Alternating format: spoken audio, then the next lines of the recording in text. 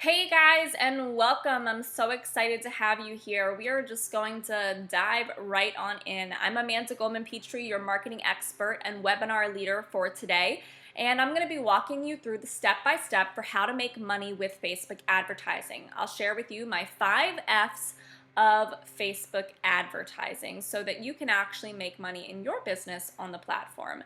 Now, as you know, today there is no pitch on this webinar. I really just want this to be educational for you, valuable for you, and be here to answer your questions if you have questions about Facebook ads. This webinar is really meant for people who are either beginner or intermediate with Facebook advertising. If you're advanced, then you might pick up a few pointers here and there, but you would probably be best served by having me review your ads or having a personal conversation about more advanced strategies for your ads. So if you're beginner or intermediate, then great, this is for you. Now, the reason why I'm doing this webinar today is, well, there's a few reasons. So the first is I'm in a lot of Facebook groups, and I see this topic of Facebook advertising come up all the time. People really want to know how they can make money from ads. And when I see these questions come up, I really want to be able to help people because I know how to manage them, and I don't want to squander that knowledge. I want to use it to help other people to be able to see success from it as well. The other reason is that I don't manage ads anymore. I used to manage Facebook advertising for some big players in the industry like Mara Glazer and Kristen Thompson and Monica Shaw, and that's just to name a few. So I didn't want to manage them anymore because the truth is I didn't enjoy it. I was very, very good at it, and I helped my clients make money. I helped my clients really build their lists like crazy and end up making money from their list. And even so, I just didn't enjoy doing it for other people and having to do it every day. It just wasn't fun for me. What I really enjoy is being able to teach people about Facebook ads. I like consulting on ads. I like reviewing people's ads and, them giving me a screenshot and me saying, okay, like here's what you need to change, or showing me their data and me saying, okay, here's what you need to tweak. That's what I really enjoy. So I don't want my knowledge to go to waste. Just because I'm not managing the ads doesn't mean that I can't teach you how to do it the right way or give you the knowledge that you need so that you can hire someone to do it for you.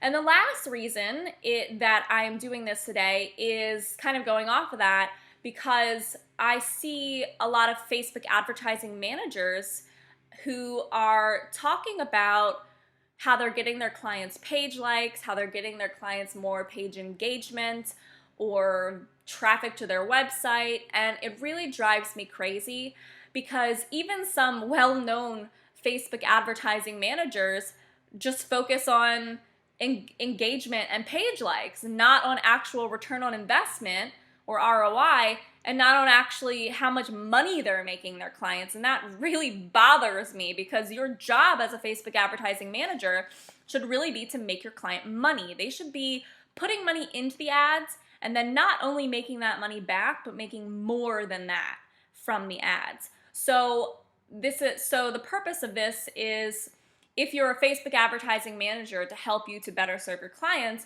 and if you're someone who, if you're an entrepreneur who's managing their own Facebook ads, I want you to be able to manage your ads or be able to hire someone and know the things to look for when you're hiring them. So this is really important for you as a business owner. Now, the other great thing about this is that the principles of Facebook advertising really apply to all marketing strategies. And if you can master this, then you can really do anything. You can do any type of paid advertising. So before we dive into it, I want to just get real for a second. Facebook ads will take work. It definitely takes time to perfect. That was one of the things that bothered me about managing ads for other people, because you really do have to spend time on your ads every day. You obviously have to put money into the ads. And it might even be a little bit scary because you do have to do that investment, and because you are going to get seen on Facebook. You're going to be putting yourself out there, and you might even get mean comments on some of your Facebook posts because Some people are mean, and that happens. So if you're okay with all of this, then great. Facebook advertising is a great strategy for you. Because here's what's possible for you when you are using Facebook ads. You will be able to create a list of prospects who love you. Facebook advertising is so great for list building. You'll be able to increase your visibility and your following online, whether that be fan page likes or building your Facebook group, and you'll be able to be seen in the news feed and kind of get that name and face recognition with your market.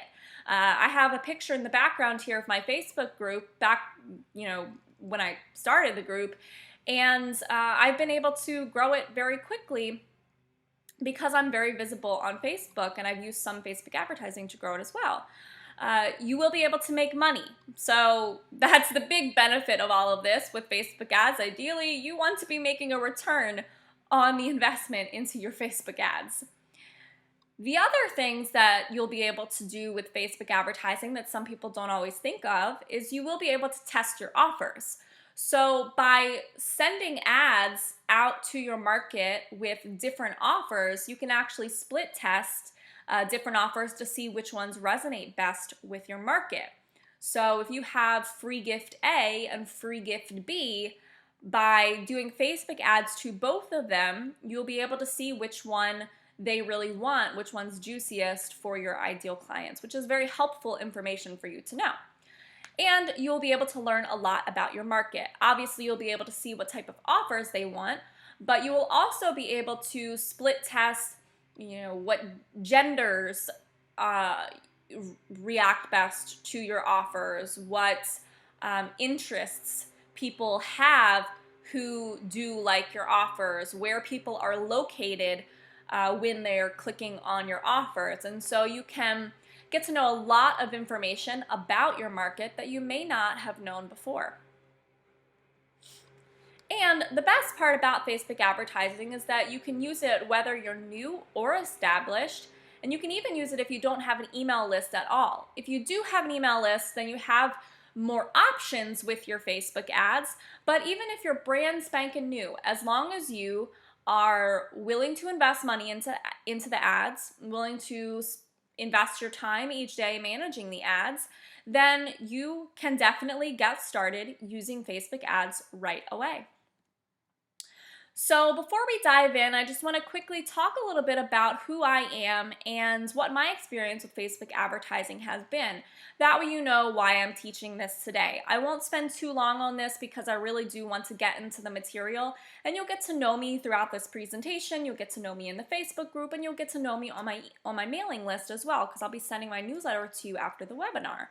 So, hey there, I'm Amanda Goldman-Petrie. You can call me Amanda GP, or even my good friends call me AGP.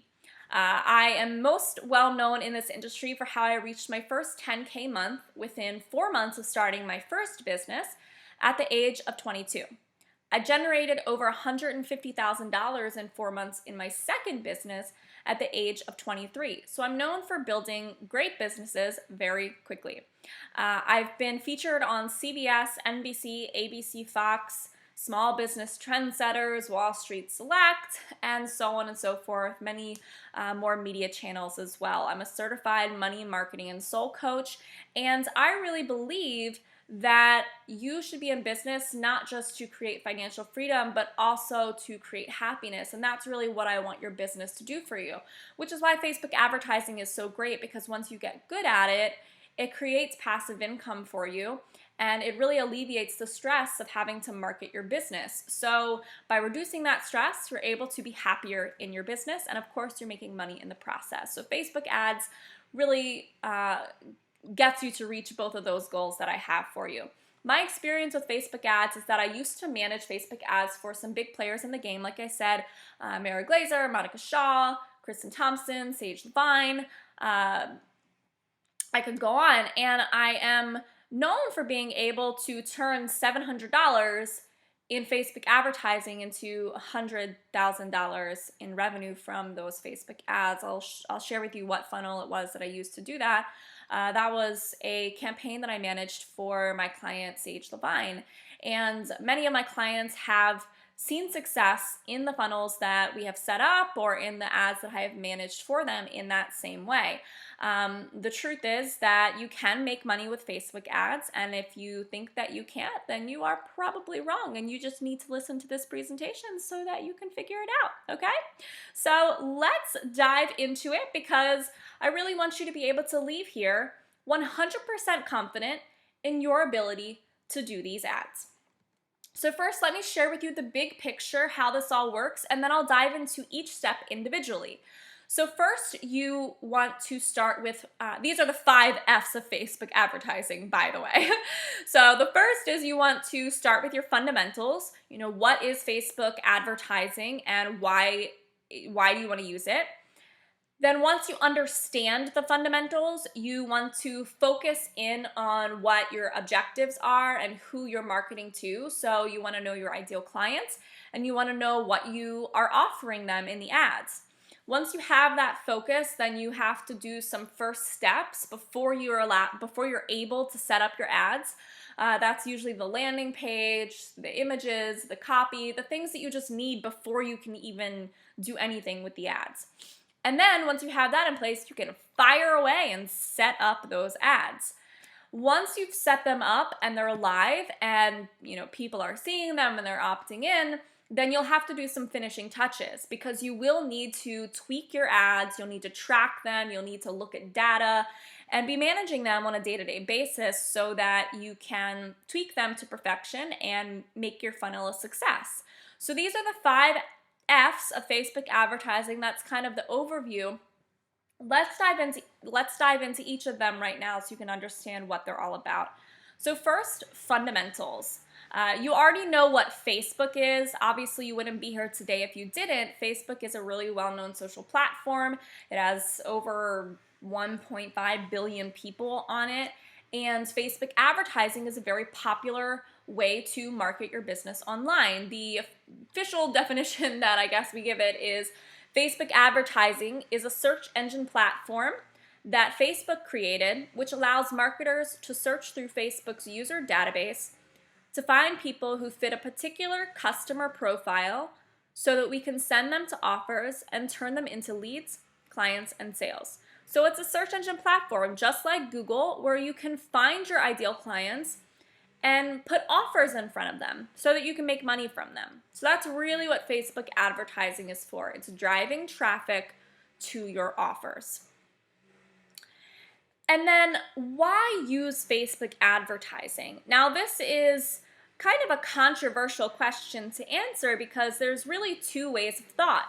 One is for brand strategists, and they really believe that Facebook advertising is to get you visible, it's to increase your clout, it's to get that name recognition. And usually brand strategists are the ones who are, tracking your page likes, they're tracking your engagement and things like that, because they really just want you to be visible.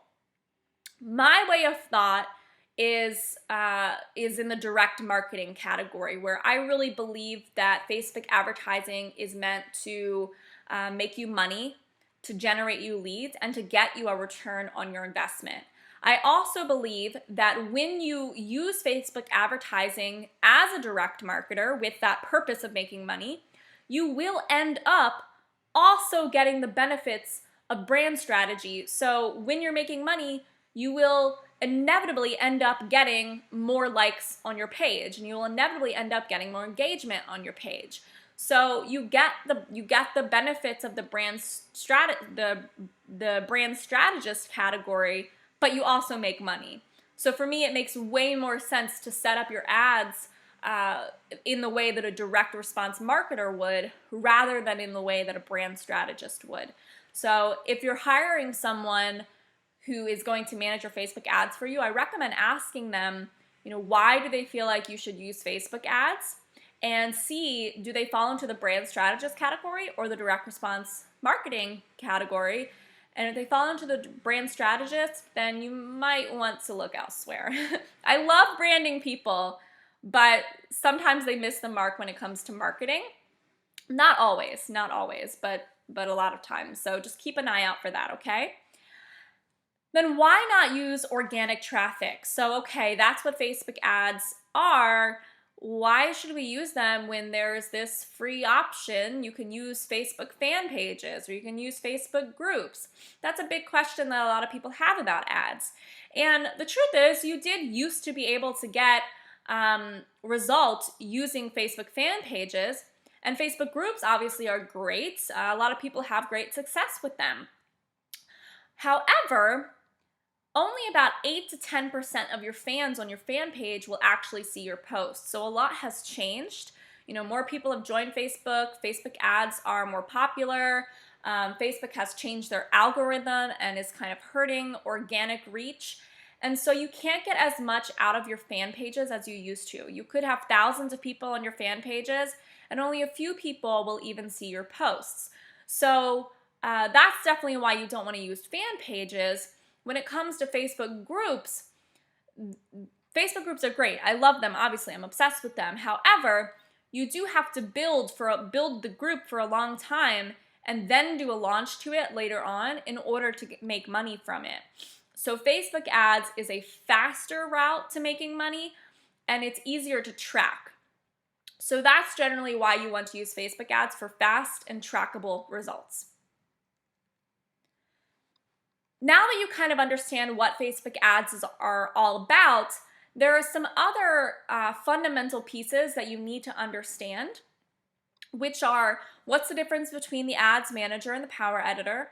What are the different types of ads, and where can you place your ads? These are kind of the beginner things that you need to know. Like I said, this is for beginners or intermediates, and so we'll get a little bit more advanced in a bit, but for now I want to make sure you have these fundamentals.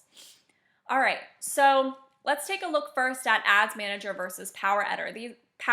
These are two different places where you can create your Facebook ads. The Ads Manager is something that is within Facebook itself. The Power Editor is a third-party application that is outside of Facebook, but still allows you to create Facebook ads.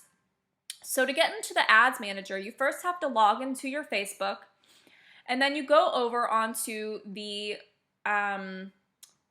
right-hand side, and you click the button to be able to see that drop down, and you press Manage Ads. Then you can also see, if you see on the left-hand side underneath of your profile, you can also click the Ads Manager button there as well, and that will get you to inside of the Facebook Ads Manager, which looks like this.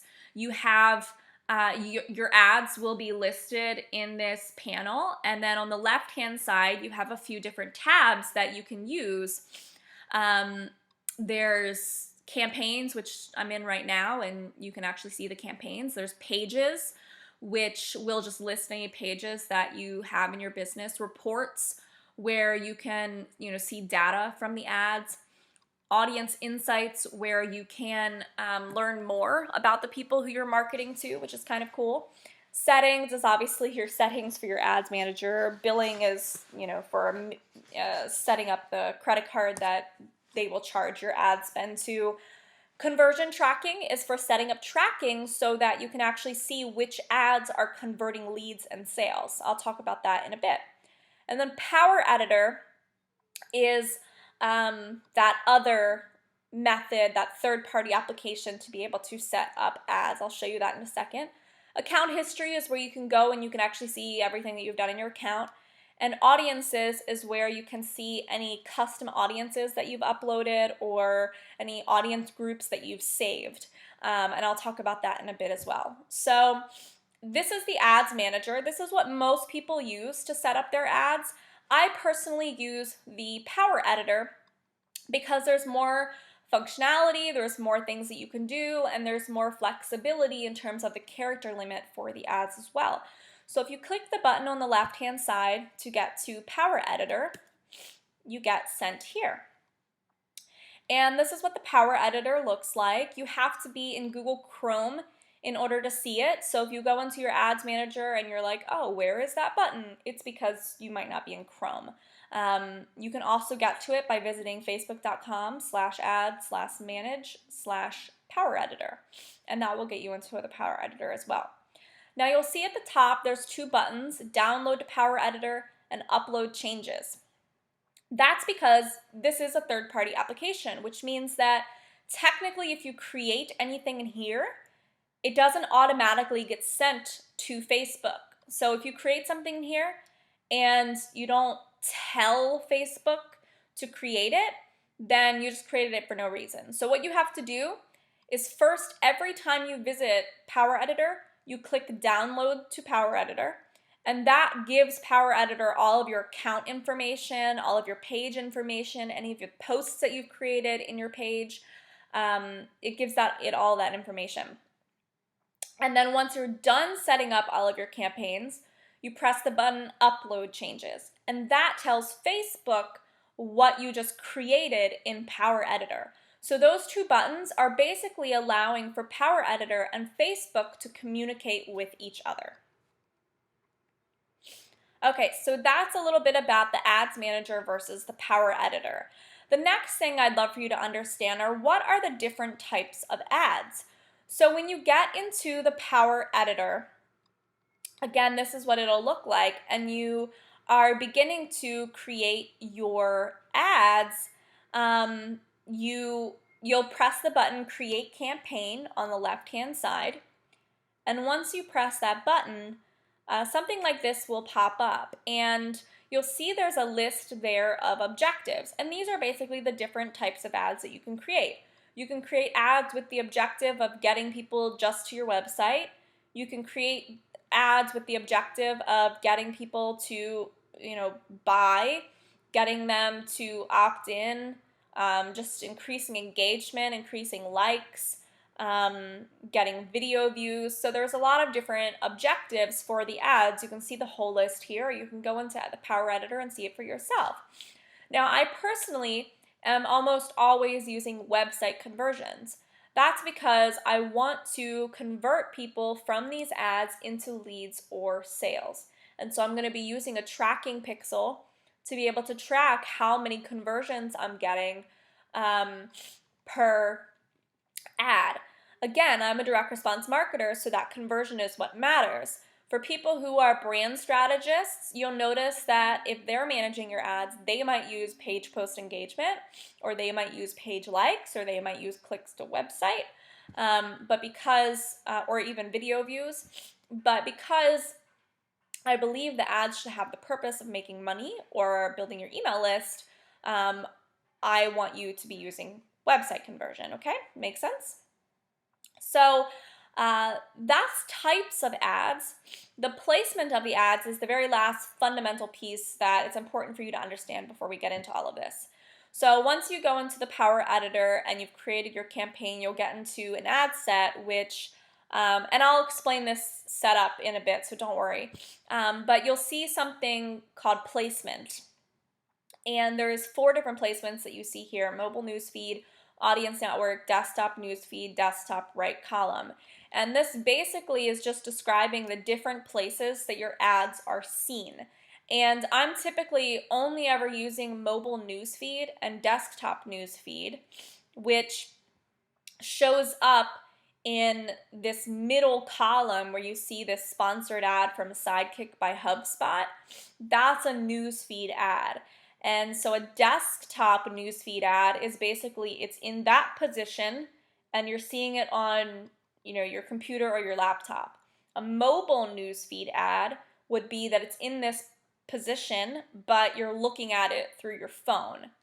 A right column ad would be the ones over here on the right-hand side. You see there's Toss the Tube for Good, and then there's this other ad here with this little kid who looks like he has doctor's stuff on.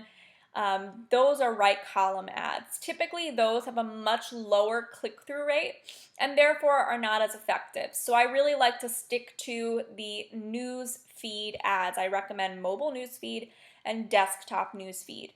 Now, the tricky part about mobile is that typically when people are on mobile, they do click a lot, but they don't like typing things in with their fingers. And so even if they click, they might not opt in. So typically mobile ads will have a higher click-through rate, but a lower conversion. And so you really have to watch the numbers when you're using newsfeed ads or when you're using mobile ads, so that you can make sure that the click-through rate is high enough, or the conversion rate, the conversion rate is high enough to where the numbers work in terms of getting you a low cost per lead. Because if the click-through rate's high but the conversion rate is really low, then it might cost you a lot of money per conversion. Okay. So that's step number one. Those are really just the fundamentals that you have to understand for Facebook ads. The second step is focus and funnels. You really want to focus in on who you're going to be targeting with these ads and what you're going to be sending them to. So ask yourself, who is your ideal client? The truth is that you can't market to people who you don't know. I bet you've heard that a lot, but it really comes into play with Facebook advertising, because you have to know them in order to target them and fill out all of the settings for Facebook. Facebook has a ton of audience settings where you tell it who you want to see your ads, and if you don't know who you want to see your ads, then you can't tell Facebook and your ads are going to flop. So you really have to know your audience before you use Facebook ads. And typically there's a few things that you want to be able to a few questions you want to be able to answer about your market. This is the beginning of a handout that we used to give our clients back when I was managing Facebook ads. So, what is their age? Typically that's an age range. Where are they located? And this could be, countries, or if you're a local business, it could even be different cities or states that you service in that area. Now, if you are doing different countries, like let's say you service English-speaking countries,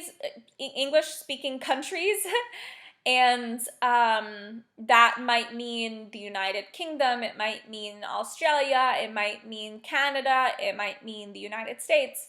So if that's the case, I usually recommend separating your ads so that you have each country in a different location, each country in a different ad. That way you can really see which location is working best for the ads. Gender. So are you working with just males, just females, or both? Now, if you're working with both, I normally recommend to, again, separate that out into different ads so that you can see which gender is working best for your ads. Occupation. So, is it a really, really niched industry? Like, are they a real estate agent, or are they, just kind of broader and they're a woman entrepreneur? That's really important for you to know for this targeting and also for the copy as well. Income level. So do you absolutely have to target people by, they're a six-figure business? Maybe you're a high-end service, and so you can only work with people at a certain income level. You need to know that for your ads, because you can actually filter by income on Facebook. Education level. So are they, I know some of you might be career coaches, so you might work with people who are undergrads and, maybe it's only freshmen, or maybe it's seniors who are about to go out into the workforce. So is there a requirement for the education level and where they're at in their education right now? If so, you need to know that, because that will affect your targeting in Facebook as well. Are they married, or what's their family status? Maybe you're a parenting coach and you're typically working with single mothers. That's important for you to know. Ethnic background. So, what ethnicities are you working with? And these are just a few of the questions that you really should be able to nail down about your market before you do the ads. A few other ones that you can think about are, what are the personalities, values, interests, lifestyles of your target market? And you can use these things, even if you can't use them for the targeting, you can use them for the copy, so that you can craft your message effectively and people actually want to click on it. That's the same thing with this very last question, words that resonate with them. When you know words that resonate, you can use that in the copy. Where can you find them? Their favorite magazines, their favorite authors and books, their favorite TV shows, their favorite movies. Those are great questions that you can use when you're doing your targeting, because you can actually target people by their interests and things that they've liked on Facebook. So if you know that they really like, Seth Godin, then you could target people who have liked Seth Godin on Facebook. If you know that they really typically read Entrepreneur Magazine, then maybe you're targeting Entrepreneur Magazine, people who have liked that on Facebook. And if you don't know these answers, then what I recommend for you is to not assume, but to survey or test. So you can go about this two ways. Either you can just straight up ask your market the answers to these questions, or you can guess the answers and then survey them to test it. So for instance, you could say, you know, what type of magazines do you like? So that would be straight up just asking them. Or you could say, I really think that my market probably reads Entrepreneur Magazine. And then you could ask your market, I'm just curious, how many of you here actually read Entrepreneur Magazine? And they can just tell you yes or no. So there's a couple different ways you can phrase the questions. Now, when you're surveying your market, you typically want to ask two different types of questions. I usually do them separately. So I ask them targeting questions, and then at a separate day and time, I'll ask them questions about offers. And I'll show you examples in a bit. But you want to ask them two different types. One would be questions that help you to have better targeting on Facebook. And the other would be questions that help you to figure out what offers to send them to on Facebook. So, what landing page, what trainings you're creating, that you're sending traffic to from Facebook. Those are the two types of questions that you want to have. In terms of how to survey them, if you have an email list, of course, you can survey your email list.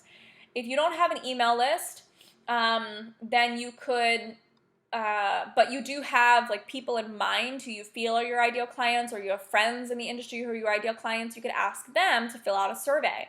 Now, I find that when you're emailing people, or asking, if you're emailing people and having them like fill out a form, they almost always expect something in return, or they don't do it. So you almost always have to gift them with something in order to do the survey. And I also find that when you survey your email list, people get kind of annoyed and they unsubscribe. Now, if you have a really loyal list, that's a different story, obviously, but most people are really protective of their email, and they don't want to be invaded by things like this. And so in order to avoid any issues with your mailing list, a lot of times what I'll recommend is going into Facebook groups. And you could use your own Facebook group. If you don't have your own, you can always go into other Facebook groups run by other people who have your ideal clients in them. So this is a Facebook group that I run, Weekly Biz Exercises, and my Facebook group is the place where I do almost all of my surveys. And I do surveys all of the time. I do them, I officially do them every week. I have Survey Saturday, but technically I'm kind of surveying people every day. It just doesn't look like it. So here's a couple of examples of some surveys I've done. So on the left-hand side, you'll see fun cue for the day. Are you an introvert or an extrovert? I do these daily questions called Fun Cue of the Day, kind of to increase engagement and, get people talking and really to get to know people, and it's fun. So that's really the purpose of it. But if you think about it, I am learning a lot about my market by asking these questions. Even just by knowing whether they're an introvert or an extrovert, that really helps me when I'm writing my copy. So I know, because I asked this question, that most of the people who are following me are introverted. I'm introverted too. So that helps me relate to them, and it helps me to be able to write my copy because I know that they're an introvert, and I could use that word knowing that it resonates with them. So this is one example of me being able to ask a question that helps me in terms of my targeting and crafting the actual creative for my ad. The one on the right-hand side is an example of a survey question that is helping me to understand the offers that my market will like. So this post was in my Facebook group, and I just asked feedback. Hey peeps, I'm working on whipping up a 5-day challenge for you. Which of these appeals to you most? A free challenge with daily action steps to build your list, a free challenge to increase your visibility, a free challenge to enhance your wealth consciousness, or something else. And then I had people comment on the post to vote. And I could see that it was very clear from the voting that the list building challenge was what most of them wanted. And so that was really helpful for me because now I don't have to guess.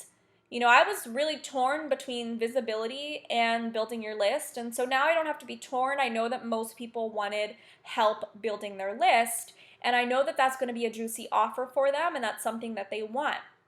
So asking these types of questions is really helpful for you when you want to set up these ads to target the right people and to send the right offers to them.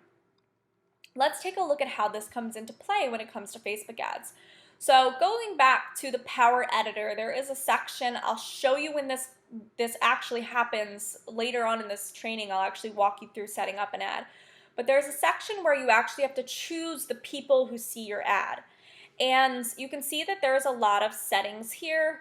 Custom audiences, I'll talk about that later. Locations, so this is where that question comes into play. Where are they located? Again, separate out different countries into different ads. Age range, so you just put in the age range for your ideal client. Gender, again, if you do men and women, then I would separate them into different ads. Demographics, if you click that, a little drop down will appear.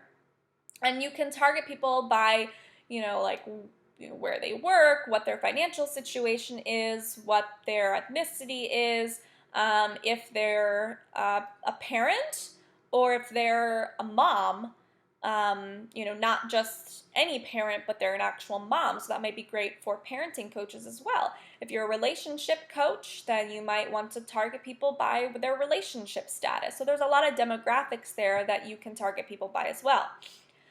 Connections, so you can target people by whether they've already liked your page, or you can exclude people if they've liked your page. That way you can target new people.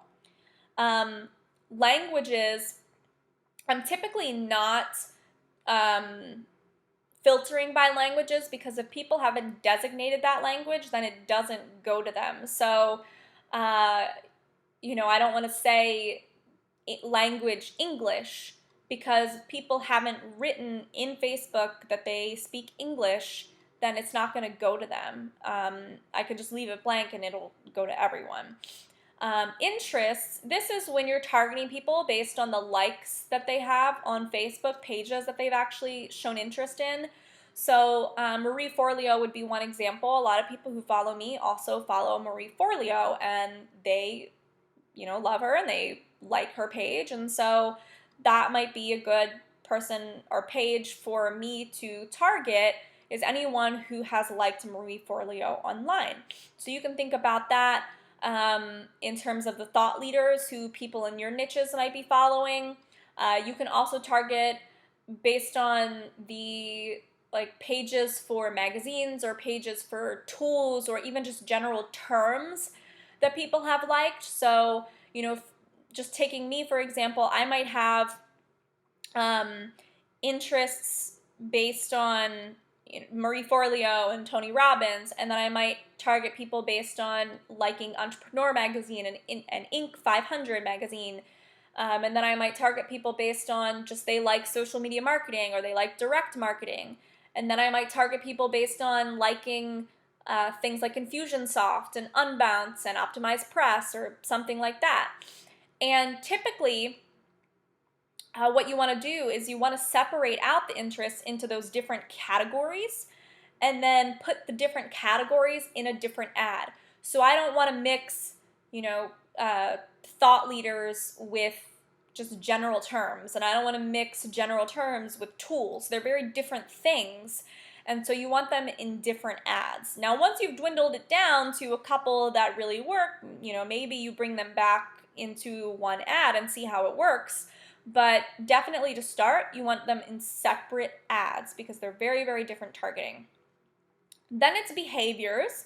And so you can actually target people based on behaviors that they have. It's actually kind of freaky, the stuff that Facebook knows about you. So one example would be their purchasing behavior. So things that they have recently bought with their credit card. So like if you're targeting business owners, then you might target them by their business purchases. If you're an interior designer, then you might target people by, they recently purchased something that has to do with home renovation or home improvement, because usually people who are going through renovations often want interior designers. So that might make sense for you. So you can kind of peruse what the different behaviors are and how you can target people based on that. Oh, if you're a productivity coach, there you go. Organization, you can target people who have purchased something that is that organizes their house. So you have a lot of options here when you're setting up the audience. And I'll talk a little bit more about when this happens later. Just stick with me, okay? So I talked about, you really have to survey your market to understand the targeting, and I showed you where that comes into play. The other thing I mentioned you'll want to survey them about are your offers, and that is because that helps you determine what to send the ads to and what funnels to create for the ads. So let's walk through a couple different funnels that you can use to send Facebook traffic to. This is definitely not an all-encompassing list. There are so many funnels that you can use, but this is just a few that you can start with, okay? So the first is you can send them to a free training, and then after they opt in for the training, you can send them to a thank you page where you invite them to join your Facebook group. Now, if your Facebook group is, if you already have a Facebook group or if you want to create one, this funnel is great for you because you're getting people onto your email list, and then you're also getting them into the group. And then the way that you would make money off of it would be by doing a Facebook group launch. And technically, you could also do an email marketing launch because you have people now on your email list as well. So that's kind of the way that would work. Now, typically, you want to send people to something free first before you end up pitching something to them.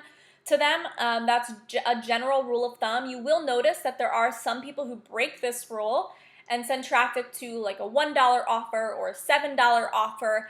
And typically those people have a lot of experience and they know how to do these funnels, or they've already tested the conversion of that funnel. And so they know that it converts, so they're comfortable sending traffic to it. When you're just starting out, I do recommend sticking with the rule of thumb that you send traffic to something free first. And it always has to be a landing page for that free offer, not something on your website. You generally do not want to send straight to your website. You do not want to send straight to your fan page or straight to your Facebook group. You want to send them to a landing page, a standalone page with no menu bar, no distractions, for something free. Okay, so free training. After they opt in, they get sent to a Facebook group invite, and then you do a launch to the group. So here's one example. This is the landing page for this webinar right now. When you click the button, click here to register, this pops up. You enter your information, and then click again, click here to register, and it sends you to this page that tells you the email's on its way. In the meantime, join the group, and they click the button, click here to join group. They go to the group and they join the group right there. So that's kind of the whole process. You're building your list, you're building your Facebook group, you do a launch to the group. Another funnel would be sending them again to some type of free training. After they opt in, you invite them to a discovery call, and then you pitch to them on the call and you actually sell them on the phone. So here's another example. This is a page we created for my good friend Beth Newber. She also runs a Facebook group, which is really awesome. And, this is a landing page for a free report. Now, I might not send traffic to this particular page because in her industry, usually you want some type of video, but I'm just using this as an example of the funnel in general. So you would send traffic to a free training or free report, free something. After they opt in, you send them to a thank you page that has some type of copy, thank you for signing up, blah, blah, blah, blah, and you have a button where they can schedule, click to schedule a call with you. After they click the button, schedule your call, you send them to your scheduling calendar so that they can actually set up the call right then and there. And if they don't set up the call, then you can always set up autoresponders that email them in order to get them on the phone. Then once you get them on the phone, obviously you're pitching them into something on the phone. So that's another funnel. The third one here is you send them to some type of free training, and then after they opt in, you send them directly to a sales page for some type of paid offer. So one example would be like a telesummit. You almost always have upsells on your telesummits. I taught about this in a recent webinar. If you missed that, then let me know. I'm happy to give it to you. I have the recording. But so this is a good example for you because we just did that webinar. So you could send traffic to the telesummit page, and in this case, once people click get your free tickets, the pop-up comes up for them to opt in. They give their name or they give their email address and click the button, and then they get sent to the thank you page, which is an upsell page, a sales page for something paid. In this case, it's for a special one-time only offer where they're getting a VIP ticket to the telesummit for $47. So this is just one way to do it. Like I said, you've probably seen a ton of people who send traffic to like $1 things or $7 things, and the $7 report upsell is a pretty common one. So you can kind of test it and see which offers work well for you, and depending upon what you've already created in your business, you can adjust the funnel as necessary. This is just one example. Another option would be sending people directly to a training. They don't have to opt in, but underneath the training is a button that they click to go to a sales page. This is called a reverse opt-in or a reverse launch, and it's tricky because you're obviously not capturing people's information, so if they don't buy, you can't market to them. You could set up retargeting pixels, which is a little bit more advanced. We're not going to talk about that. So there are ways to do it, but it's a little bit more complicated and a little bit more risky. But you don't have to get their information in order to get them to watch the training. So if the training is really good and it converts into that sale, then the funnel will work. So here's an example of a page layout for it. This is not an example of an actual funnel like this. The example that I had is no longer up. So I'm just going to show you the template for it. So you would send traffic to a page that looked something like this with a headline, a video, and then a button underneath. And the button might appear when the pitch happens rather than always being there. That way, by the time they see the button, they've been primed, and they've actually watched the training and they know about the offer, so that when they click and get to the sales page, they're actually ready to buy. So this is another example of how you could set up Facebook ads. Again, it's a little bit trickier because you're not getting that opt-in right away. Okay, a fourth funnel. So you send people to a page where they sign up for a webinar, and then at the end of the webinar, you pitch. That's great if you're someone who has experience with webinars and you know how to pitch on a webinar in order to make a sale. So this is an example of a webinar page. Obviously, this is the webinar today. Now, I'm not pitching because I don't have anything to pitch. I don't manage Facebook ads anymore, and I do valuable webinars for you guys.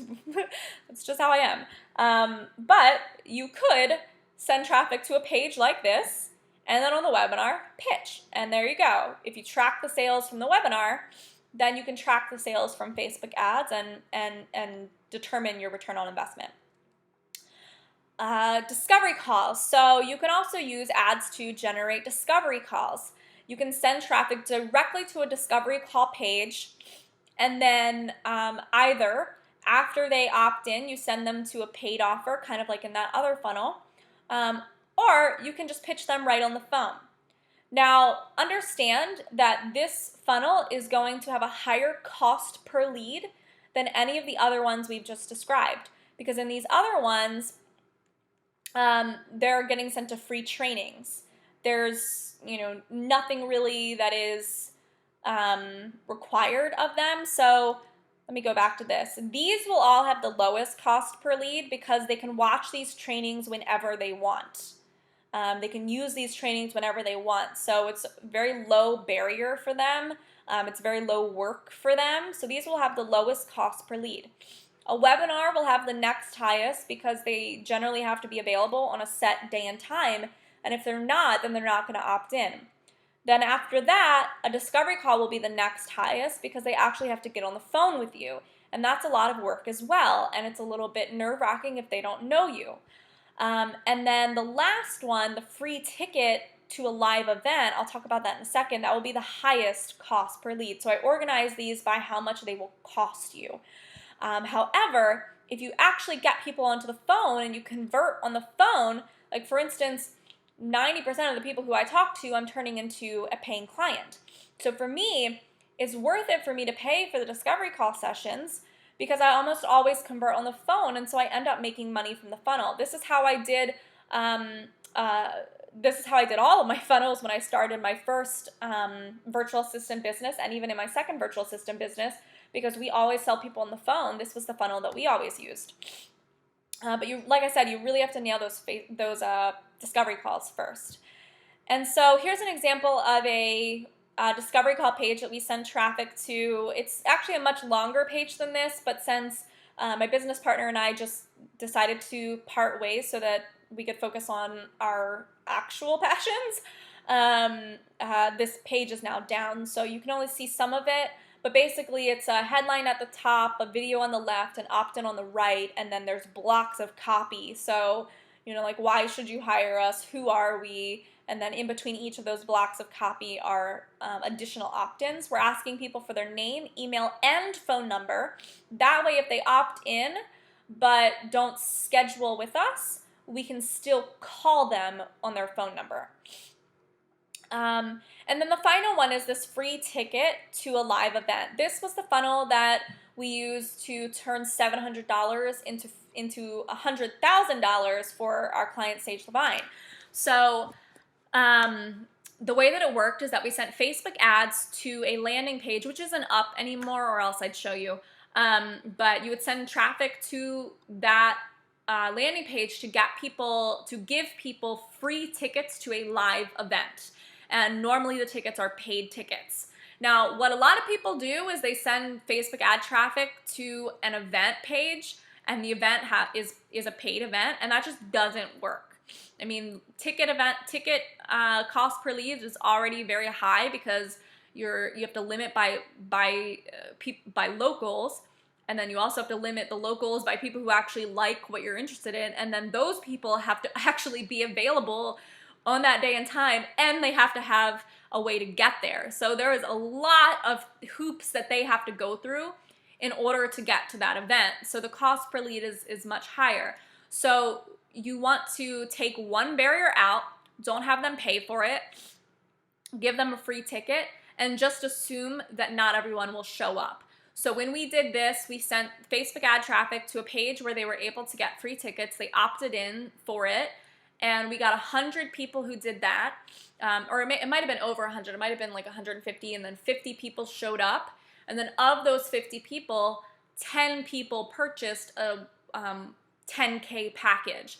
So she ended up making $100,000 from the event, from those Facebook advertising leads that was directly trackable from Facebook. So she did have to sacrifice money on the front end, but she ended up making money on the back end by pitching at the event. Now, this client had experience with events, running them and pitching them. So again, I do recommend having experience with that, being good at the conversion side before actually setting up this particular funnel as well. That's why I showed you all of these funnels, so that depending upon what you're good at, what your market wants, and how you sell, you have a couple different options for how to set up these funnels with Facebook ads. All right, so that is the focus and the funnels. That's who you're gonna send traffic to and what you're gonna send to them. The next step is to get some initial things in place before you set up your ads. These are your first steps before you can start creating. You need your landing page. I just showed you a bunch, so I'm not going to talk too much about that. If you have particular questions about landing pages, let me know. I'm going to open it up for Q&A at the end, okay? And then I'm also in the chat box. If you have questions, I can answer you in the chat box as well, but I'm going to actually wait to answer most of the questions until after this, okay? Tracking is the next thing that you want to set up. So you really want to be able to see how many leads and how many sales you're getting per ad.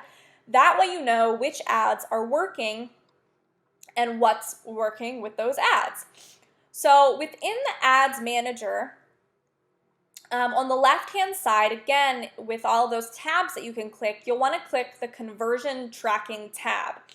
And once you click that conversion tracking tab, you'll get sent here, which is where you will go to create your tracking pixel.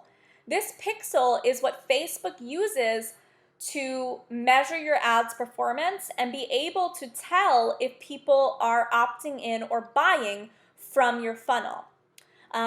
Basically what they're doing is they are picking up on where this pixel is at, and if people have made it to the page that has that pixel, they know that they've opted in. So let me show you in a second. So when you get to this page, you'll want to click the button that says Create Pixel. After you click the button that says Create Pixel, this will pop up, and you'll have to choose the type of action that you're measuring, and you'll have to name the pixel. So there's a couple options. You just choose the one that makes sense for whatever funnel you're doing. I almost always just do leads. And then I name it in a very specific way so I can tell what the pixel is for, like this person opted in for X event. Then you click Create Pixel.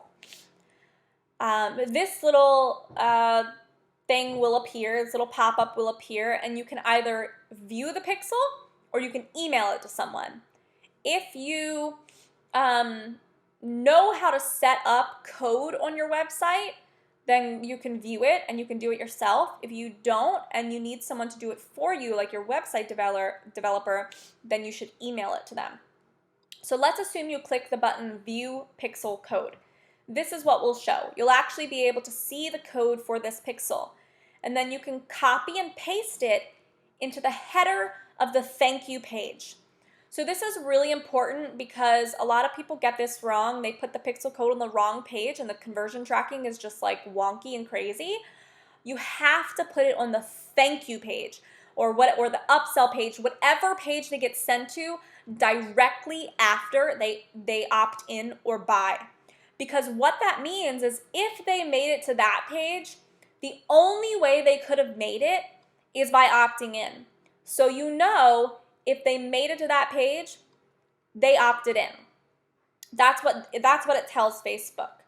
So put that pixel on the thank you page, and then you'll want to make sure that it's working. Now, Facebook is a little weird, and so you'll have to, after you put the pixel code on the page, you then want to visit the page, and that way Facebook can pick up on the fact that the code is there. Now the other option is you can click this button at the bottom that says Email Pixel Code, and when you click that, you'll get sent here where you can actually write in an email address and it will email the person the code. So again, if you're using a website developer to do this or a Facebook advertising manager, then you can send the code to them and then you click send. So then you'll get back to this page and it'll have the pixel written out, and you'll see in the tab where it says status, you can kind of see in the background here it says no activity yet. You want to make sure that the status says active because that means that the pixel is working, and if it's not, either it's not in the right place, it's not actually up, or you have to visit the page so that Facebook knows it's there. Okay, that's tracking. A little bit more on that before I move on.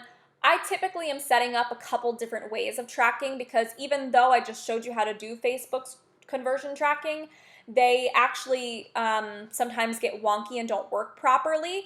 And so you might get weird numbers that don't make sense. So what I like to do is set up a couple different tracking. You can also set up tracking through Google Analytics, which will track conversion on your pages and things like that.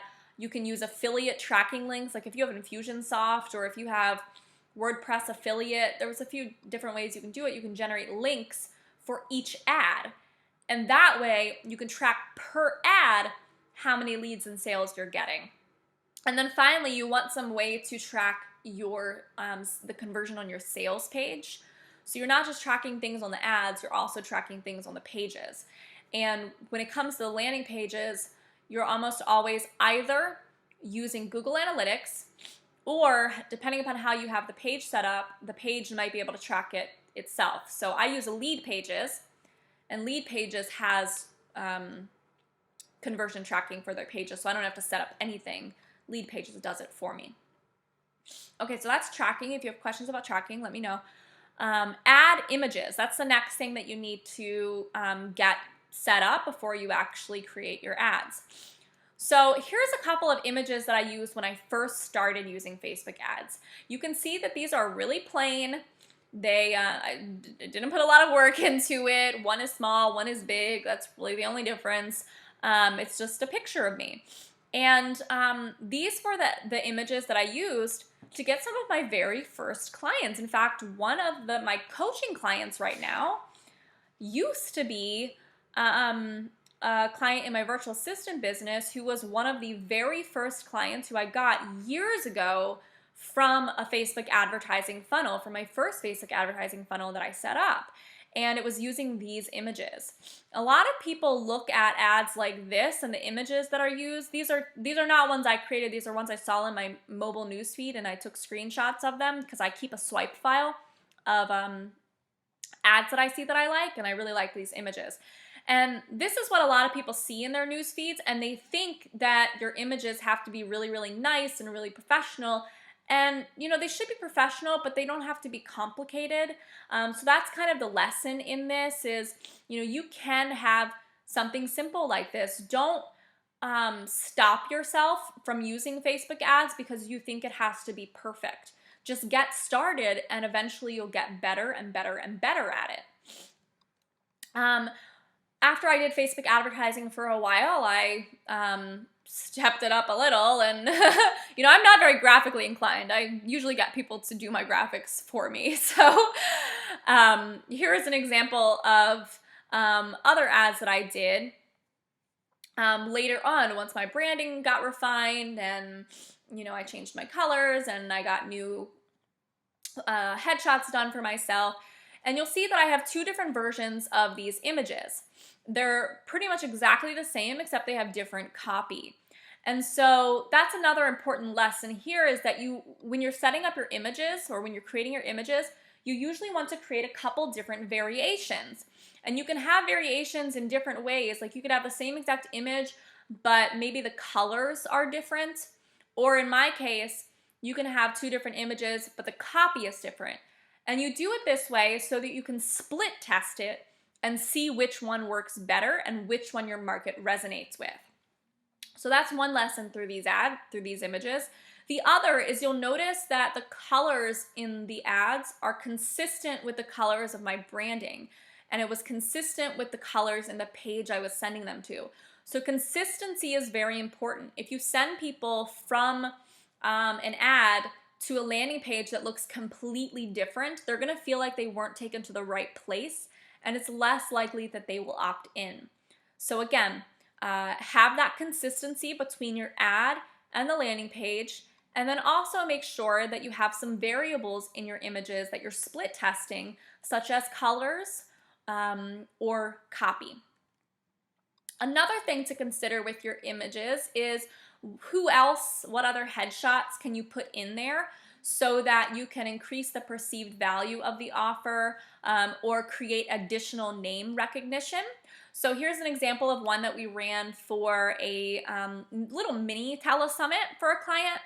And typically when you're running things like this that involve other speakers or experts, you definitely want to put their headshots in. I've noticed that when you have additional headshots of different speakers, the click-through rate does increase, which ultimately decreases your cost per lead. Now, you don't want to go and insert a photo for someone without their permission and if it has nothing to do with what the offer is. So make sure that there's congruency between the image and the offer, of course, and make sure you have permission to use the picture. Similarly, you can use things like authority logo. So this is an example of, my profile picture and a lot of my authority logos at places that I've been seen. If you have anything like that as well, like maybe you've been featured on Huffington Post, that's really cool. You could use that in your ads as well. Again, just make sure you have permission to use these logos as well. Whoops. Okay. Now, if you want to get to the point where you are creating really nice images like this, then what I recommend is to, not try and figure it out on your own, just hire someone to do it. I guarantee you that Christine Kane is not wasting her time creating her images herself. So for me, I create, or I get my images done through a company called Design Pickle.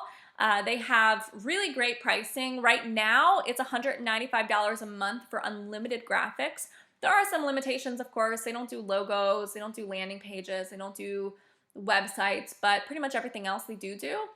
And it's only $195 a month. Now, they are increasing their prices very soon. I can't remember when exactly. It's definitely before August 1st. And so you want to make sure, if this does interest you, that you go seek them out right away. If you'd like, I do have a deal with them where I can get you $25 off. So if you go to coachwithamanda.com/designpickle, that gets you $25 off of your first month, which is already very cheap, $195 a month. Now, if you get in before August 1st, they'll actually grandfather you in, and you won't have to, deal with their price increase. Also, just know that this referral bonus does give me $25 off of my first month as well. So if you need a graphic designer, you don't have one, I really love them, and that's why I'm recommending them, because it's just the service has been outstanding. So that's ad images. Ad copy, that's the last thing that you really want to have set up before you actually go and create your ads. And so again, with this, like, you don't have to go crazy with it. You don't have to overthink it. Just keep it simple. When I started doing Facebook ads, this was the structure that I used for every single solitary ad. I kid you not. It was, I created blank and I inserted what I offered for blank. It was who I was offering it to, who want to blank, and then I spoke to their pains or desires. And I said, in this blank, whatever the offer was, you will discover, and then 3 things they'll discover, and then a call to action. And sometimes I had the link, sometimes I didn't. I tested it. And so this is a template that you can use for your ad copy as well, just to keep it simple. This is an example of that same exact setup. Basically, what I would do is I would create a Word document before I created my ads, because I was creating like 8 different ads at a time so that I could split test different variables. And I didn't want to have to keep going back and copying and pasting or duplicating things. And it was just, I wanted to make sure I had a record of the copy I was using for my ad. And so in a document, I would have something like this, where I mapped out what my post text was going to be, what my link headline was going to be, what my link description was going to be, and then the actual link. And if I had affiliate link, I would put that there as well. So the post text, you can see it's the same exact template I just showed you. I created a free webinar for entrepreneurs who want to package their personality and expertise into a standout image, rock and talk, and sensational 6-figure business. You will discover point 1, point 2, point 3. To register for this free webinar, click the link below. Click here to register for this free webinar. So you can see I've got multiple calls to action. I do typically recommend you have at least 2, okay?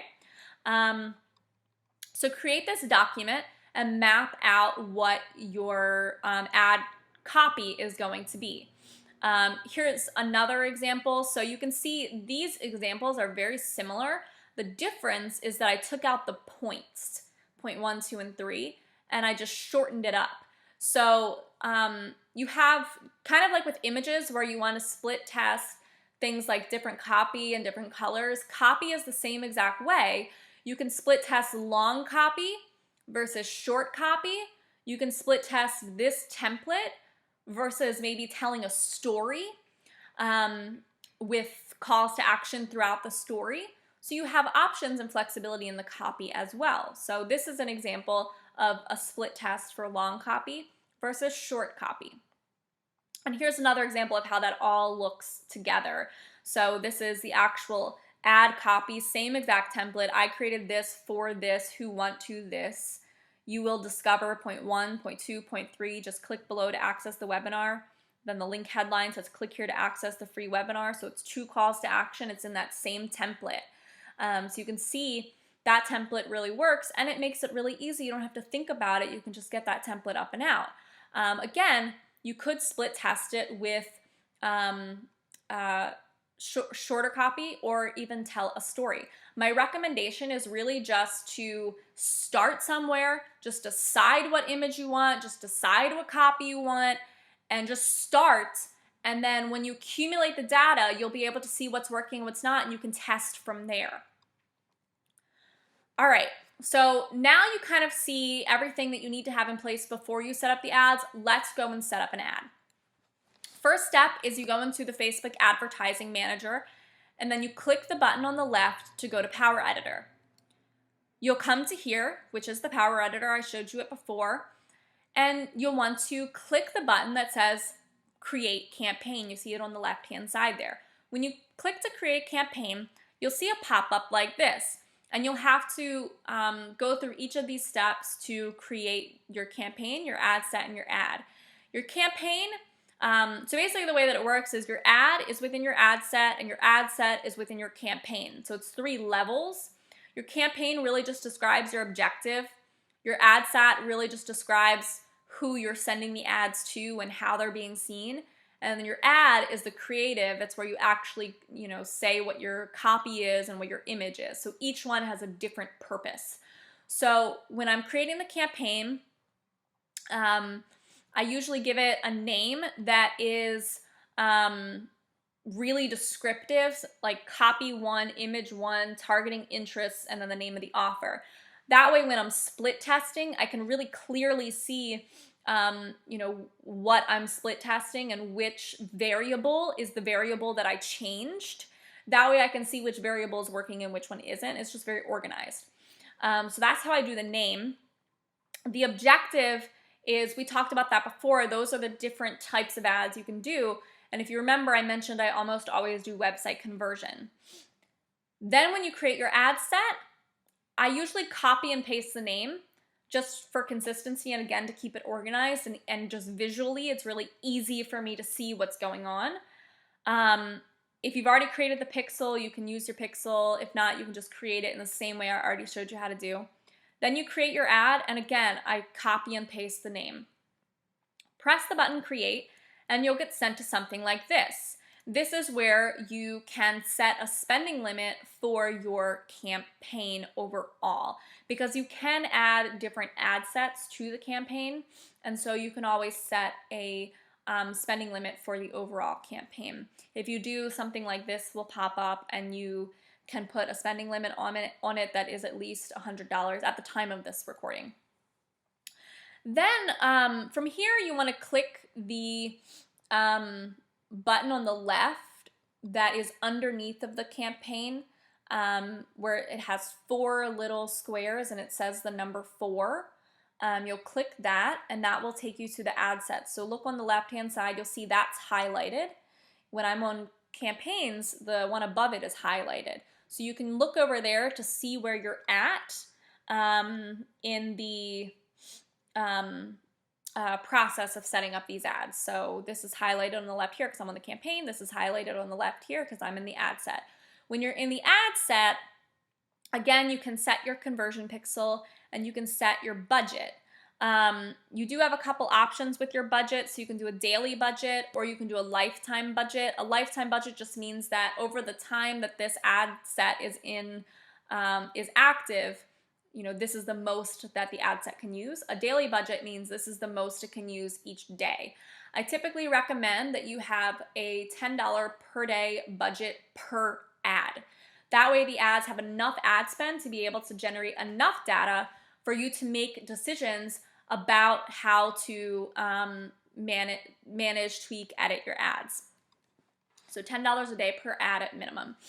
Then you come over to the scheduling part here at the bottom, and you can choose when you want your ads to run. So if you're doing a webinar or something that's live or an event, it has a specific day and time, you'll want to set it to end on a certain date.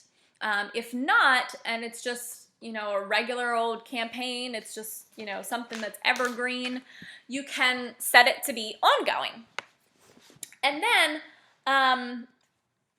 there's advanced settings. If you click that button that says more options, you'll see this, and if you use a lifetime budget, you'll actually be allowed to set up ads on a schedule as well, meaning that you can say that your ads, for instance, are only seen on weekdays and you don't show them on the weekends. So let's say that you run your ads and you see that you get less clicks or you get less conversions on the weekends. Maybe you want to turn the weekend ads off just to save your budget.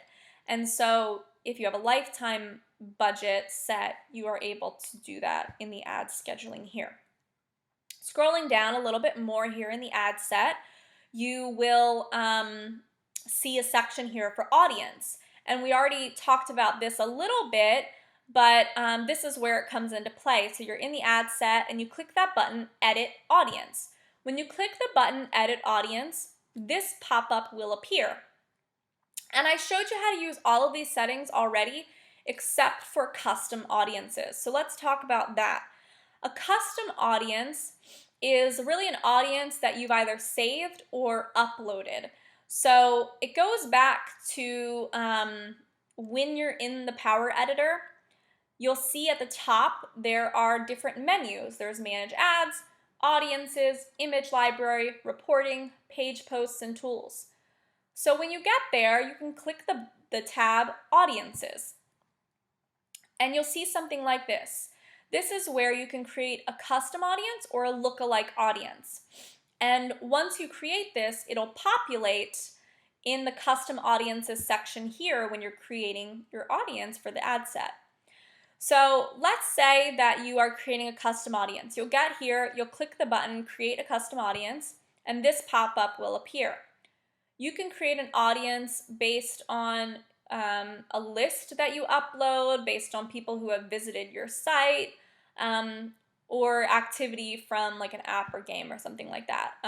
We usually don't use that. So the most common one is the customer list. So you can, for example, send ads to your mailing list, because even though people are on your mailing list, they might not be reading your emails, or they might not be clicking on your emails. So this is another way for you to market to people who already know you, but might not be seeing your offers. And so that's a popular way to use your custom audiences. So you click on the button Customer List, and then this will appear. Once that happens, you can copy and paste your list. You can import it if you're using MailChimp, or what most people do, you can upload a file. And so you click the button that says Upload a File, and it'll take you here that describes what the criteria are. So it has to be a .csv or .txt file. I usually use CSV. And you only want one column in this file. So the column being emails. And you just have a list of all of the emails. You upload it, click the button Create Audience, and what will happen is Facebook will then go run through its user database and find Facebook users who have those same email addresses, which means that those people are on Facebook. And then it will put those people into a saved list for you so that you can target them. So any of your email lists who are on Facebook, you can upload your email list and you can target them with ads. The lookalike is basically when Facebook creates a similar audience. So they are comparing all of the people on that list, looking for similarities. So like, let's say you upload your email list and Facebook sees that most of the people on there are women, or most of the people are women who are interested in Marie Forleo. And they're also between the ages of 35 and 45. then Facebook will create a list of other people who are also on Facebook who also have that same criteria. So these are people who are not on your original list, but look like they should be on your list. So you click the button that says create a lookalike audience. This will pop up, and when you hover over sources, a few things will drop down. You'll have a list of all of your pages, so you can actually create a lookalike of your page. So anyone who has liked your page, Facebook will generate a list of other people who are similar to them who look like they might like your page. And so you can create a lookalike of your page. You can also create a lookalike of any custom audiences that you've created. So for example, a lookalike of your list. And then once you've created those audiences, the custom or the lookalike, you come back here in the audience section in the custom audiences tab and just choose it from that, like start typing in what you named it, and you can choose it there. So that, and then target that. Now, if you use custom audiences, I typically recommend that you don't filter too much more from there, or the audience gets a little low, or like let's say if it's your mailing list, you usually don't want to filter too much from there. But if it's a lookalike, sometimes you do want to filter more because it's just Facebook's best guess at who would like you, and you know your audience better than Facebook does, so they're helping you get closer, but sometimes the lookalike audiences have a higher cost per lead, so you might want to filter just to help that cost per lead. Okay, so back to the ad set. Once you've set your audience, you can see the next section is placement. We already talked about that. So you're almost always doing mobile newsfeed and desktop newsfeed, and you can split test them in different ads as well. So you can see how it works with mobile versus how it works with desktop versus maybe how it works with both of them. And then as you scroll down, you'll need to set the pricing. And so you have a couple options. You can pay per conversion through unique reach, clicks, and impressions. Impressions meaning like how many people see it.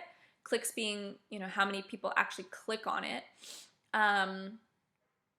Daily unique reach being like those people seeing it once per day. So unique is, that one person. And then website conversion is how many people have actually, opted in, or, people who are more likely to actually opt in or buy.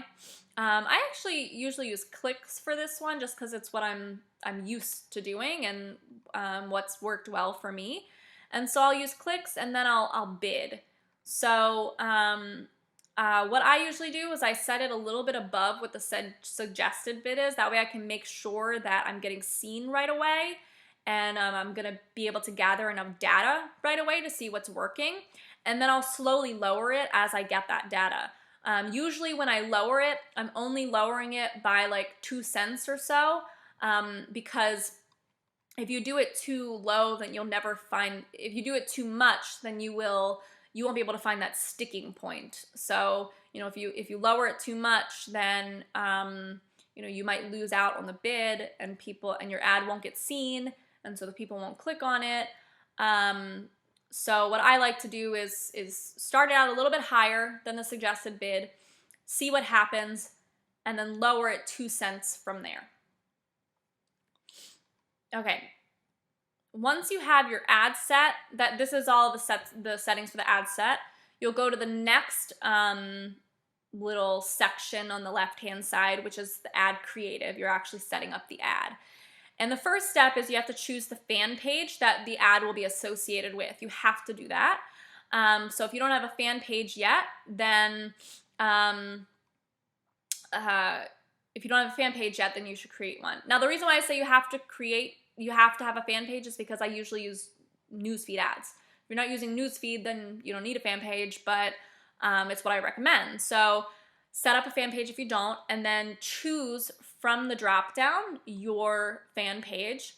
So this is what it'll look like after you choose it. It'll populate on the right hand side to show that the ad looks like it is from your fan page.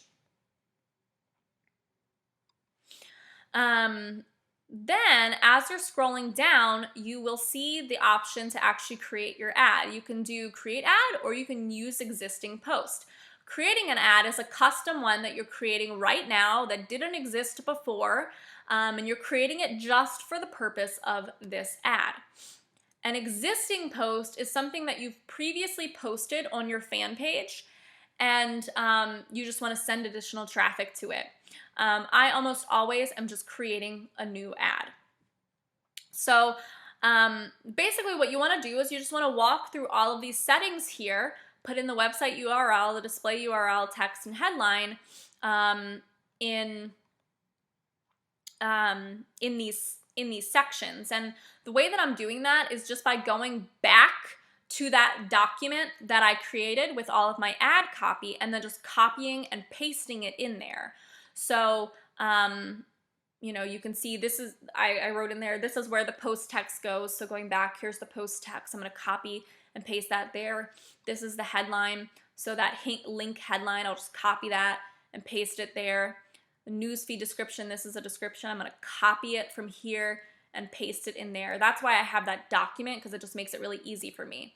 And then in the link area, remember how I said that if I have an affiliate tracking link, I'll also have it in the document, but then I want the regular link as well.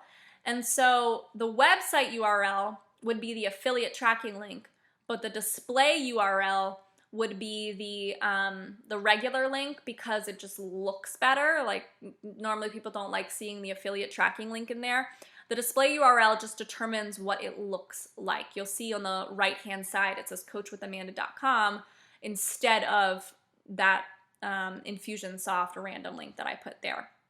So after you copy and paste everything over, this should be a really quick process because you already set it up before in those first steps when you created that copy document.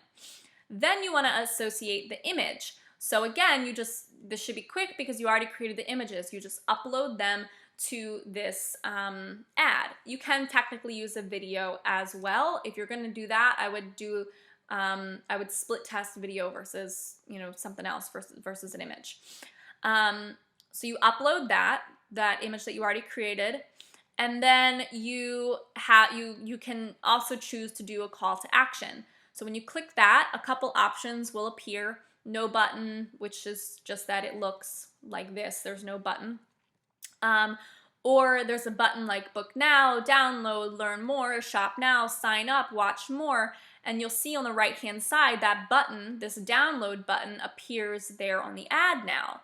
So for you, what I would recommend is if you're going to use this, you split test no button versus which button copy works better. So you could actually have an ad for every single call to action button and see which one works best. So once that's done, there we go. Once that's done, you'll see on the right-hand side what your ad looks like. And you want to make sure that you look at your ad before you finalize and upload it. So look at it, look at the post text, look at the image, the headline, description, the URL, and the call to action button, and make sure it looks correct. Make sure there's no typos, and that the image is populating properly. It's the right size. And once you're done, you're going to click that button at the top that says upload changes. Remember how I said that you have to communicate it to Facebook because Power Editor is something different? So you have to upload these changes so that Facebook can know that this is an ad that you want in your ads manager. So you upload it. A pop-up will appear that tells you which things you want to upload, and then you press continue.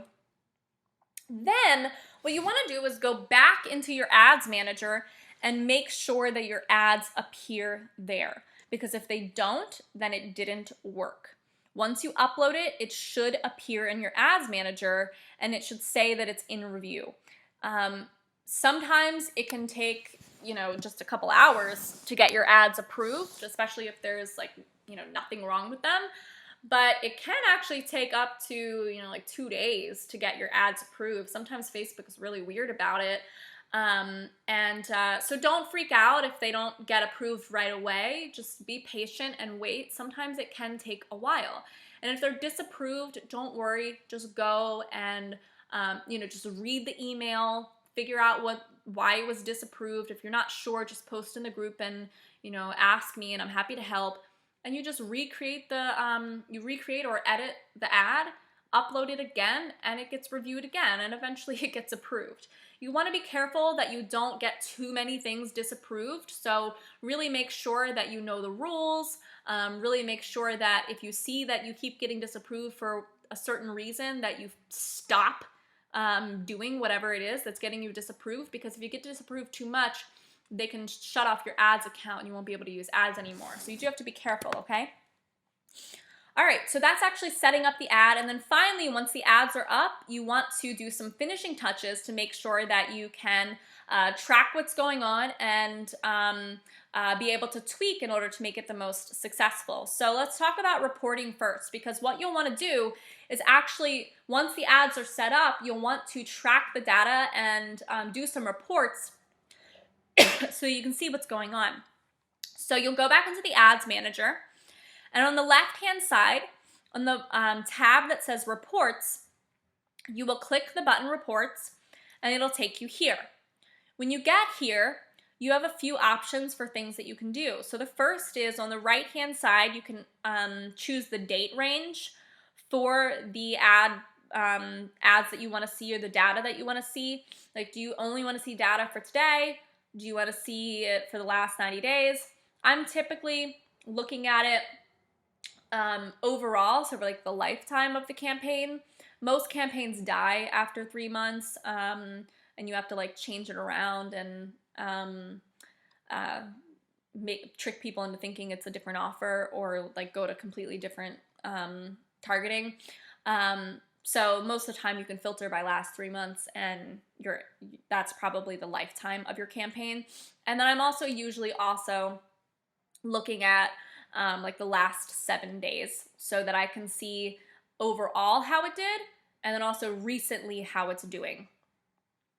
Now I'm looking at these stats every day or every other day at minimum, but in terms of actually creating the reports, I'm usually doing them on a weekly basis. And so that's how you can filter by the time period. Then up here on the top left-hand corner, you can also filter by a couple of report templates. I usually create my own templates and then schedule them to come out to me on a certain in a certain frequency. I used to do it, just have it send it out to me every day. So if you click that button, schedule, this will pop up and you can schedule your report. You can also filter it, so you can filter by a specific campaign or ad, and this is really helpful when you're looking at the data for a specific campaign, and like maybe you have a bunch of different campaigns that are running, but you really only want to know the data for this one campaign so you can compare it. That filter makes it really helpful. Then you can also click to customize the report. So if you click Customize Columns, that little button under Report Settings, this will pop up and it will affect what columns you're seeing here in the reports area. So by default, there's a ton of columns that are selected. I like to dwindle it down to these. You'll see it on the right-hand side. Obviously the campaign name, so I know what I'm looking at. The reach, which is how many people are seeing it. And the only reason I like to see that is because if the reach is not increasing on a daily basis, then it means that not enough people are seeing it, the ad is flopping, and probably my audience size is too small. So if I see that that's what's happening, I probably need to change my targeting. Click-through rate, I'm looking at that to see how many people are actually clicking on my ad, and then website click-through rate is how many people actually click through to the website. For that, I'm looking at that to see how the ad itself is performing, not the funnel overall. So by knowing the click-through rate, I can determine if the ad is working or not. If the click-through rate is really low, then it means that something is probably wrong with the ad, either the image or the copy or the targeting. If the click-through rate is really high, but I'm still not getting the results I want, then chances are the problem is with the page or the funnel itself. So it could be that the conversion rate of your page is low, so people are actually clicking, but once they get to the page, they're not liking what they're seeing, and so they're not giving you their email address. So if you see that the click-through rate is high, the ad is fine, it's probably an issue with the page. If you see that the click-through rate is low, it's probably the ad, and you need to adjust the image, the copy, or the targeting, okay? Then I want to see the number of leads, because I just want to generally know, how many leads am I generating from this funnel? And then I want to know the cost per lead, so how much am I spending per lead? Oh, by the way, click-through rate, as close to 2% or higher is best. Anything lower, and you're probably going to have a higher cost per lead because not enough people are clicking. So around 2% is what you're looking for. Cost per lead, it really varies by what offer you're sending them to. Remember what I told you before, that I organized those funnels based on how much it would cost you. So if it's something like a free training, that's usually the lowest cost per lead. A free webinar is a little bit higher, a free discovery call a little bit higher, a free ticket to a live event highest. And this also generally depends upon the industry. So an industry like construction usually has a very high cost per lead, but when they make a sale, then they make a lot of money off of it. So for them, they could even have like an $80, $100 or more cost per lead, but if people actually contact them, then they're highly qualified and they make money off of the funnel. So you just want to keep that in mind as well, that the cost per lead can vary by your industry. And if you need help coming up with what that typical cost per lead is, I can let you know. Amount spent, because I like to know how much money I'm spending, and then I can calculate out, like when I'm making sales, I can calculate out how much money went into it versus how much money I made, so I can calculate profit. And then page likes, it's just nice to know from a brand visibility standpoint. Like, it's not the most important thing, but it's helpful to see that I'm also generating likes to my page. And if you're doing this for a client, they usually like to see that as well. So once you create those, you select those columns, you press the button apply, and then the columns in this reporting section will change. So you'll see now it says reach, CTR, website CTR, leads and cost per lead, amount, and those are all of the columns that I told it to filter by. So this is where you go for that reporting. When I managed ads for clients, this was kind of the chart that I would create for them. And this is just an example one that I had in a handout. If you, I'll put up the handout right now so you guys can see it. And so you can download it. So the handout that you're seeing right now, that is basically just like a little PDF that we would give to our clients, and we would walk them through it on our kickoff call so that they understood the process and they understood, the boundaries, and they understood the expectations, and they understood, what we were doing and how we would be reporting. So look for that as well if you're hiring someone to manage your ads. Are they explaining to you the process, the expectations, and are they reporting to you on a regular basis? So I like to create these charts. That way I can clearly see what's working and what's not. So like if you look at the last 7 days example, in example 2, the cost per lead is higher. So I can see that whatever that variable is that was different, that one's not working as well, and I can shut that ad off and focus on the one that is working. Okay? So you want to create these charts so that you can know what tweaks to make. And then when it comes to making those tweaks, again, it goes back to the click-through rate and the cost per lead. If the click-through rate is high, then the image is great. Change the page. And if you're tracking the conversion of your page and you see that it's low, like usually we're wanting like 40, 50% on our pages, and if it's lower than that, again, it depends upon the industry, but if it's lower than that, then you'll need to split test things on your pages. Now, once you know what variable you want to change, you have to make sure that you split test it properly. So shut off whatever you see is not working, and then split test for a different variable. So if you see that your ad copies, your ads all have a good click-through rate, then shut off the ones that have the lower click-through rate and just dwindle it to the one that has the highest. And then once you do that, you'll want to then focus on the conversion of the page, because the click-through rate's already high, and you've dwindled it down to the highest click-through rate ad. So now the step is to get the conversion rate of the page up higher. So then you'll want to create another ad that goes to a different version of the page, so that you can split test different versions of the pages with different variables. And when you do that, you want to make sure that you're setting up the split test properly. I've been saying that a little bit throughout this presentation, so just to clarify, a proper split test is when you're testing one variable and every single solitary thing is the same except for that one variable. So for instance, if you're split testing images, the copy would be the same, the targeting would be the same, everything would be the same except the image would be different. If the page is what you're split testing, then everything on the page would be the same except that one variable on the page. So for instance, maybe the headline. So on one page, all of the copy and the pictures and everything is the same except it has headline A. And then on the next page, again, all of the copy, all of the pictures, everything on it is the same except it's headline B.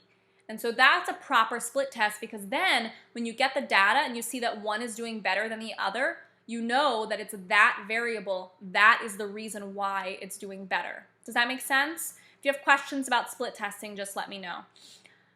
Okay, so there you have it. That's the step-by-step for how to make money with Facebook advertising. It really comes down to those 5 F's of Facebook advertising. It really comes down to understanding the technical way to set it all up. It comes down to split testing properly. It comes down to tracking your data. And then once you have that data, knowing how to make changes to the ads based on that data. Now, I know that this can be a little challenging for some people, and since this was an introduction and you're going to go and get your hands wet now and actually work on your ads, you might need some additional help. So I want to invite you to show me your Facebook ads and let me review them for free. If you're in my Facebook group, tomorrow I'm going to make a post and I'm going to allow for you guys to post your ads. You can give me screenshots, so you can give me a screenshot of your copy or your image or your actual data from your ads, and then I'm happy to give you feedback about what you should change, or like what targeting might work for you, or based on your data, what tweaks you should make. That way you can really understand how this works, and I can support you in being able to do it. So that I'll do that in the Facebook group for you tomorrow, and you're welcome to post them in the group whenever you want, and I'll help you as much as I can. So there you guys have it. I'm going to open the line for Q&A now. What questions do you have?